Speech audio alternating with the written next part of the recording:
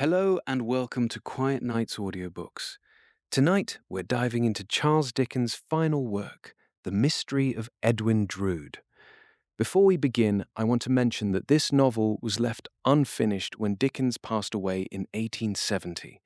He had written roughly half of the planned story, so the book ends quite suddenly without a traditional conclusion. Many people actually love it for exactly that reason. It's a genuine Victorian mystery that has never been solved. You'll get to experience the same intrigue and speculation that readers have enjoyed for over 150 years. So settle in, get comfortable, and let's step into the shadowy streets of Cloisterham with one of the greatest storytellers of all time. The Mystery of Edwin Drood by Charles Dickens. Chapter 1: The Dawn.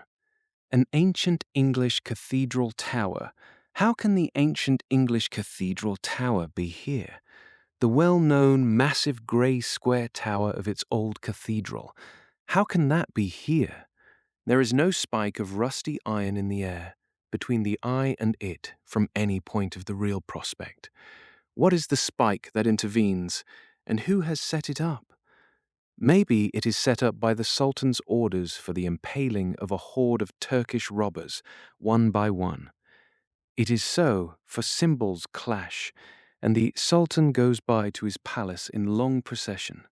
10,000 scimitars flash in the sunlight, and thrice 10,000 dancing girls strew flowers. Then follow white elephants caparisoned in countless gorgeous colors, and infinite in number and attendance. Still, the cathedral tower rises in the background, where it cannot be, and still no writhing figure is on the grim spike. Stay, is the spike so low a thing as the rusty spike on the top of a post of an old bedstead that has tumbled all awry? Some vague period of drowsy laughter must be devoted to the consideration of this possibility. Shaking from head to foot, the man whose scattered consciousness has thus fantastically pieced itself together, at length rises, supports his trembling frame upon his arms, and looks around. He is in the meanest and closest of small rooms. Through the ragged window curtain, the light of early day steals in from a miserable court. He lies, dressed, across a large, unseemly bed, upon a bedstead that has indeed given way under the weight upon it. Lying, also dressed, and also across the bed, not longwise, are a Chinaman, a Lascar, and a haggard woman. The two first are in a sleep or stupor, the last is blowing at a kind of pipe, to kindle it. And as she blows, and shading it with her lean hand, concentrates its red spark of light, it serves in the dim morning as a lamp to show him what he sees of her. "Another?" says this woman in a querulous, rattling whisper. "Have another?" He looks about him, with his hand to his forehead. "Ye've smoked as many as 5 since ye come in at midnight," the woman goes on as she chronically complains. Poor me, my head is so bad. Them two come in after ye. Ah, poor me, the business is slack. Few Chinamen about the docks, and fewer Lascars, and no ships coming in, these say. Here's another ready for ye, dearie. You'll remember like a good soul, won't ye, that the market price is dreffle high just now, more nor 3 shillings and 6pence for a thimbleful. And you'll remember that nobody but me, and Jack Chinaman t'other side the court, but he can't do it as well as me, has the true secret of mixing it. You'll pay up accordingly, dearie, won't ye? She blows at the pipe as she speaks, and, occasionally bubbling at it, inhales much of its contents. Oh me, my lungs is weak, my lungs is bad. It's nearly ready for ye, dearie. Ah, poor me, my poor hand shakes like to drop off. I see ye coming to, and I says to my poor self, I'll have another ready for him, and he'll bear in mind the market price of opium and pay according. Oh, my poor head! I makes my pipes of old penny ink bottles, you see, dearie. This is one, and I fits in a mouthpiece this way, and I takes my mixter out of this thimble with this little horn spoon, and so I fills, dearie. Ah, my poor nerves. I got heavens hard drunk for 16 year afore I took to this, but this don't hurt me, not to speak of, and it takes away the hunger as well as wittles, dearie. She hands him the nearly emptied pipe and sinks back, turning over on her face. He rises unsteadily from the bed, lays the pipe upon the hearthstone, draws back the ragged curtain, and looks with repugnance at his three companions. He notices that the woman has opium smoked herself into a strange likeness of the Chinaman. His form of cheek, eye, and temple, and his colour are repeated in her. Said Chinaman convulsively wrestles with one of his many gods or devils, perhaps, and snarls horribly. The Lascar laughs and dribbles at the mouth.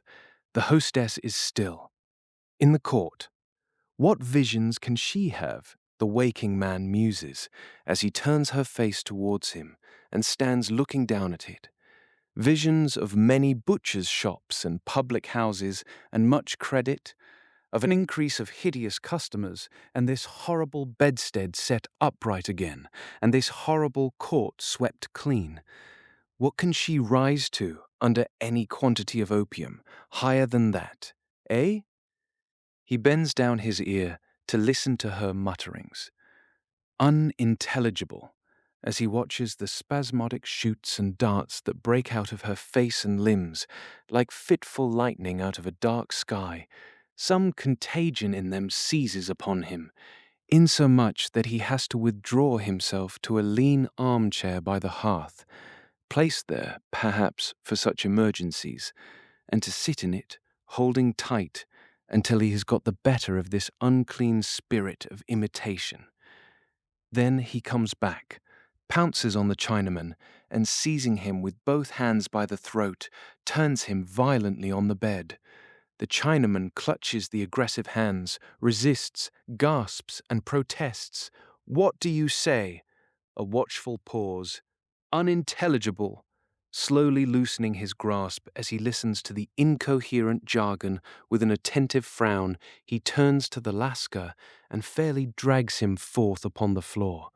As he falls, the Lascar starts into a half-risen attitude, glares with his eyes, lashes about him fiercely with his arms, and draws a phantom knife. It then becomes apparent that the woman has taken possession of this knife for safety's sake, for she too starting up and restraining and expostulating with him, the knife is visible in her dress, not in his, when they drowsily drop back, side by side. There has been chattering and clattering enough between them, but to no purpose. When any distinct word has been flung into the air, it has had no sense or sequence. Wherefore, unintelligible is again the comment of the watcher, made with some reassured nodding of his head and a gloomy smile. He then lays certain silver money on the table, finds his hat, gropes his way down the broken stairs, gives a good morning to some rat-ridden doorkeeper in bed in a black hutch beneath the stairs, and passes out. That same afternoon, the massive grey square tower of an old cathedral rises before the sight of a jaded traveller. The bells are going for daily vesper service, and he must needs attend it, one would say, from his haste to reach the open cathedral door. The choir are getting on their sullied white robes, in a hurry, when he arrives among them, gets on his own robe, and falls into the procession filing in to service. Then the sacristan locks the iron-barred gates that divide the sanctuary from the chancel, and all of the procession, having scuttled into their places, hide their faces, and then the intoned words, "When the wicked man rise among groins of arches and beams of roof, awakening muttered thunder."